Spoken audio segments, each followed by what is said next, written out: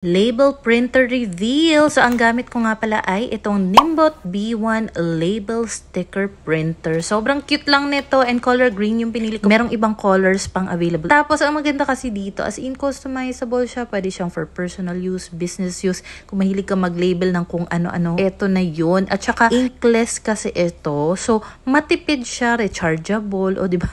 Tapos, lahat ng gusto mong design, logos, icons, pwede mong ilagay dyan, bahala ka. Tapos, meron na siyang kasamang isang rolyo ng label sticker. Pero pwede ka namang bumili ng additional pa. Nag-install lang din ako ng app sa phone ko para magawa ko nga itong pagka-customize ng mga ito. And then, ayan, voila, na-print na nga siya sa mismong printer. Ang satisfying ng tunog kapag tinatanggal ko yung mga label sa sticker. So, pang ilang beses ko na nga pala itong nagagamit. And itong mga sticker na ito, waterproof at saka hindi siya madaling matanggal. Yung link nito nasa bio ko or comment section.